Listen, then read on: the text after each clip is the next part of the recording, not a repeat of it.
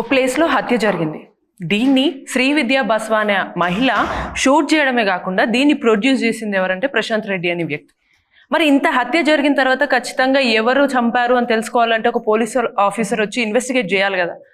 ఆ మూవీ ఇప్పుడు నేను చెప్పిందంతా కూడా నాకు ట్రైలర్ చూసిన తర్వాత అర్థమైన విషయమే. సో మరి ఈ హత్య అనే మూవీలో ఇన్వెస్టిగేట్ చేసే ధాన్య బాలకృష్ణ ఇప్పుడు మనతో ఉన్నారు.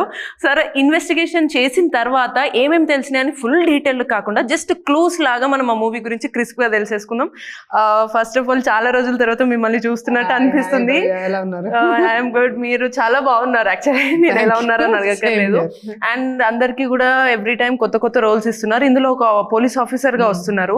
అసలు ఈ హత్య అంతా ట్రైలర్ చూసిన తర్వాత మాకు political back drop at the same time crime investigation thriller లాగా అనిపిస్తుంది. మీ రోల్ ఎంత ఇంపాక్ట్ఫుల్ గా ఉంటుంది? సో అదే, ఒక ఇన్వెస్టిగేషన్ జరుగుతున్నప్పుడు ఒక police officer is one of the most key important person in any murder investigation. So అలాంటి రోల్ నాకు రావడం నాకు పెద్ద అదృష్టం. సో చాలా ఇంపార్టెంట్ రోల్, చాలా స్ట్రాంగ్ రోల్ ఇది.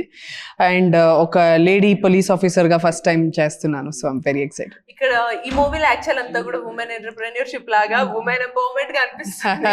సో ఒక డైరెక్టర్ ఉమెన్ అవ్వడం అండ్ ఒక పోలీస్ ఆఫీసర్ ఉమెన్ అవ్వడం, ఎట్ ద సేమ్ టైం పూజా రామచంద్రన్ గారు కూడా ఇందులో ఉన్నారు. సో ఏంటి అంత టిపికల్ గా కనిపిస్తుంది. మరి ఈ స్టోరీ గురించి మీరు మొత్తం రివీల్ చేయకుండా ఒక పోలీస్ ఆఫీసర్ గా మా మీడియాకి మీరు ప్రెస్ నోట్ ఏమిస్తారు? ఒక పోలీస్ ఆఫీసర్ గా నేను చెప్పేది ఇంతే. 24th వచ్చి సినిమా చూస్తే మీకే అర్థమైపోద్ది. నేను చేసిన ఒక పోలీస్ ఆఫీసర్ గా నేను చేసిన ఇన్వెస్టిగేషన్ మీరు మాతో పాటు జర్నీ చేయాలి. హత్య అనే మూవీలో మీరు పోలీస్ ఆఫీసర్ గా మీ క్యారెక్టర్ రోల్ నేమ్ ఏంటి, ఎలా ఉంది? సుధారావ్ అని ఒక she's an IPS officer who's assigned the case అనమాట. ఒక ఇంపార్టెంట్ కేస్ ని సాల్వ్ చేయాలి. ఈ హత్య అనే మూవీ ఇన్వెస్టిగేషన్ ఎంతవరకు సాగింది? సుధారాణి గారు IPS ఎలా చేశారు ఇన్వెస్టిగేషన్? ఎంతవరకు వచ్చి? చాలా కష్టపడి చేశారు, చాలా ప్యాషన్ తో చేశారు, చాలా ఇన్వాల్వ్ అయ్యి చేశారు. సో అది ఎలా సాల్వ్ చేశారు, ఏమైంది అనేది Jan 24 చూడాల్సిందే. ఓకే, సో ఇంతకు మించి ఎక్కువ ఏం చెప్పని అంటున్నారు. యాక్చువల్ గా మిమ్మల్ని ఇంకా చాలా అడగాలి. చాలా మంది మీ ఫ్యాన్స్ అందరు కూడా మిమ్మల్ని మిస్ అవుతున్నారు. యాక్చువల్లీ అటు సీతమ్మ వాకిట్లో సిరిమల్లె చెట్టులో కానీ అమ్మాయిలం కదా ఏడవడం గురించి మాకేం తెలుసు అనే మనిషినా ఇక్కడ సడన్ గా పోలీస్ ఆఫీసర్ గా కనిపిస్తున్నారు అని షాక్ అవుతున్నారు. సో మీరు ఎలా మోల్డ్ అయ్యారు కదా, మీకు ఎలా అనిపిస్తుంది? అంటే ఒక లైటర్ థీమ్ నుంచి ఇంకా ఒక స్ట్రాంగర్ ఇంపార్టెంట్, అంటే ఒక సీరియస్ ఫిల్మ్ చేయాలంటే ఒక యాక్టర్ కి ఇంతకన్నా పెద్ద అదృష్టం రాదు. అంటే అన్ని రోల్స్ చేయడానికి ఒక అవకాశం వచ్చింది నాకు. Really thankful to Vidya for giving me this role అని చెప్పొచ్చు. సో ఇప్పుడు ఎగ్జాక్ట్ అదే అడుగుదాం అనుకున్నాను. ఉమెన్ డైరెక్టర్, మీరు ఇందాక మనం విన్నాము, అక్కడ అందరూ మాట్లాడుతున్నారు అసలు డైరెక్ట్ చూడకుండా వీళ్ళందరూ నన్ను చాలా బాగా ట్రస్ట్ చేశారని డైరెక్టర్ చెప్తున్నారు.